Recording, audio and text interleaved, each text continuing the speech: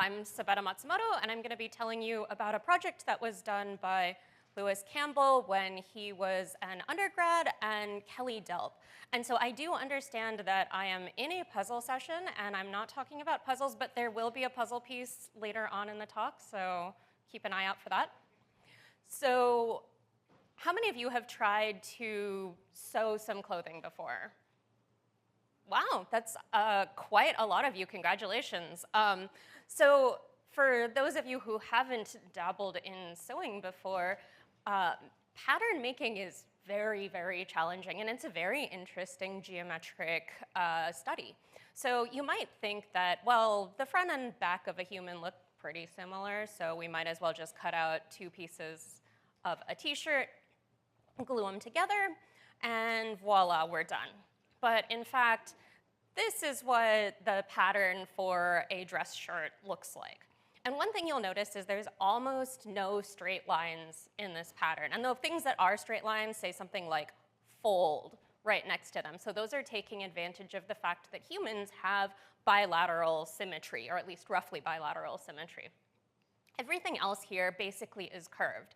And so what's going on there is we need the curves because fabric is intrinsically flat, but humans are both intrinsically and extrinsically curved. So we need a way to wrap that around our curved bodies, and we do that using seams. So how does this work? So the primary ways you add curvature to clothing are using darts. So a dart happens when you take a piece of fabric, you fold it in half, you sew a diagonal line that intersects the fold, you pop it inside out, and you have a cone. So darts are used places where you have positive curvature, so some places like busts or around your hips, things like that. If, on the other hand, I wanted to have negative curvature, I can add in a piece of fabric. So I can add a wedge in here, and this is called a godet. And this is something that you would have around here. This is the skirt. This is a mermaid skirt. You might have it around your waist, places like that. So instead of looking like, I guess, Madonna from the 80s, we might want to have a smoother set of profiles for the 2020s. So I'm going to talk about how do you take all of the curvature that's concentrated at those cone points and spread it out along the seams.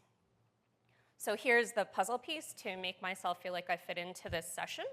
And what we're going to do is we're going to take the seams of this and look at what's going on. So if I zoom in really closely, I have an angle alpha on one side and an angle beta on the other side. If these add to 360 degrees, I have something that's flat. But I can add just a little bit of angle to beta, and this will make my seam just a little curved there. So we're going to take all of the cone angle that I had and spread it out across the entire seam. And so that goes a bit like this.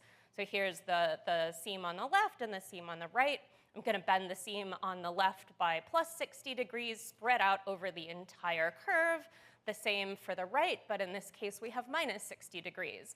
So this is what that looks like.